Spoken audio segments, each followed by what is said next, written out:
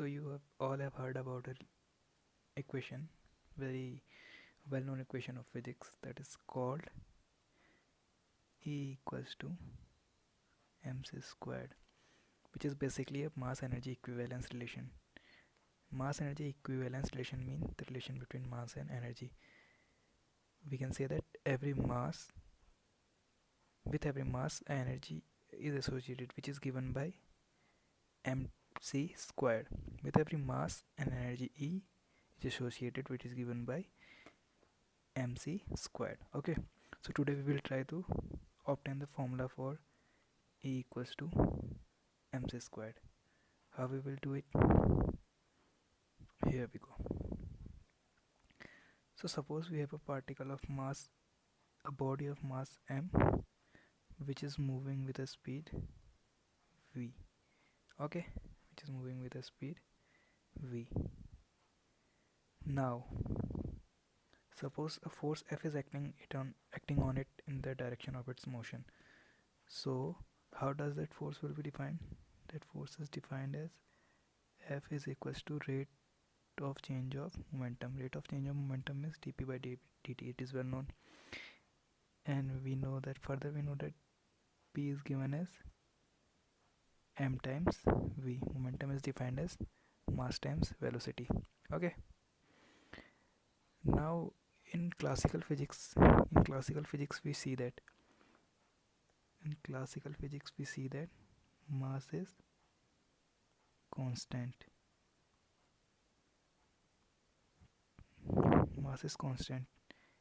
In the case of classical physics. Okay, but what do we say in relativity? That mass is variable, it varies with the speed. So mass is variable in special relativity.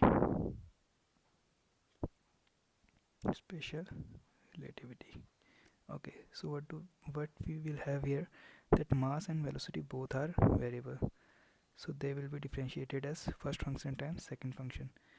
So we will have f is equals to m times dv divided by dt plus v times dm divided by dt. Now suppose the force F displaces the body, d is a displacement. Okay, suppose the force F displaces the body ds. So now the work done in it is given by F dot ds, and that work done will be stored in it as kinetic energy. So we can write it mathematically as Cw is equals to dk. The work done will be stored in it as kinetic energy. And how does the work done is given as? It is given by F dot ds. Now F, the force, we have this, so we can put it here. Then what do we get? That we get is dk is equals to F dot ds, yani ki that F which we have will be multiplied by the ds. M times dv divided by dt times ds plus v into dm divided by dt times ds. Now what do we know? We know that velocity is given by change in displacement over change in time, or ds over dt. So this term will become v, and here this term will become v. So we can rewrite this equation as dk is equals to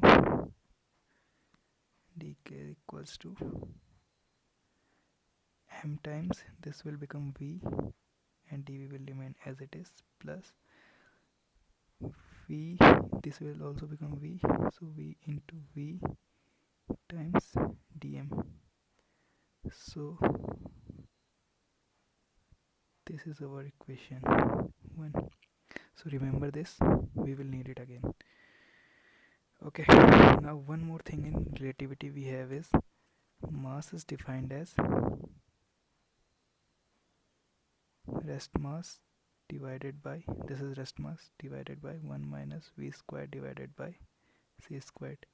This is mass is variable with velocity, it varies with the velocity. M naught here is the rest mass,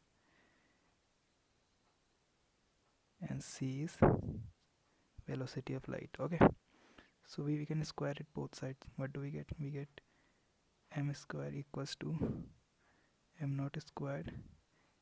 As we will square it, the under root will be removed from here. V square divided by c squared, and if we take c square LCM, that will go to the denominator, and here we will have c square minus v square, that will be multiplied in the RHS. So what do we get? M square into c square minus m square into v square equals to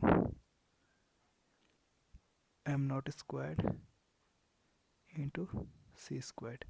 Okay, now the rest mass is constant. It is well known. Rest mass is constant, and also c is constant. Speed of light is constant. It is the basic postulate of theory of relativity.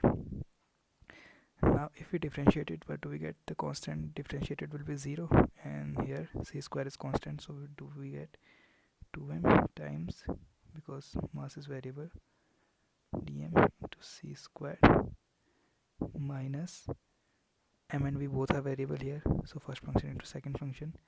What do we get? We get here v squared into first function differentiated 2m times dm, then there will be a plus, but as we will multiply with the minus inside, that will become minus. So m square into 2v dv. Okay, so the constant differentiated will give us 0. Fine. Now see, now this m we can also write it as m times m, no problem. So we will write it as 2 times m into vdv. Fine. Now the 2m will be constant, 2m here and 2m here, and that will go to the RHS and become 0. Fine. So what do we have remaining? We have remaining c square times dm equals to, that will become positive when we take it to RHS, so that will give us v square dm plus, and that will give us mv dv. Fine. So name it as equation 2. The equation we first obtained was also the same. See, v square dm, mv dv, so dk and c square dm, so the LHS will become equal. We can compare on comparing equation 1 and 2. On comparing equation 1 and 2, we will have dk equals to c square times dm. Okay, now if you want to evaluate the kinetic energy, so how do we get? We can get it by integrating it. Now integrating it, we will get k, and here like integrating we get k. Okay, now here m is mass is variable, so mass will vary from m naught. The rest mass is will be lowest, and as the speed increases, the mass will increase, and that will increase up to m. Okay, c square is constant, so you can take it outside, and dm, the integration will be m. When we put the limit, you will get c square into m minus m naught. So this is k. The kinetic energy is c square times m minus m naught. Okay, now it is obvious the total energy will be, how does the total energy will be given?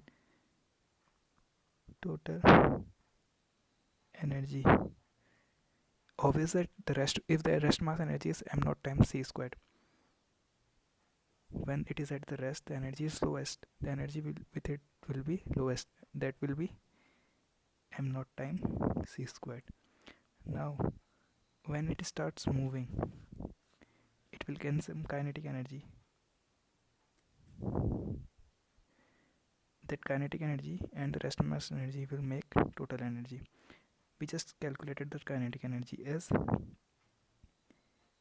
c square times m minus m naught.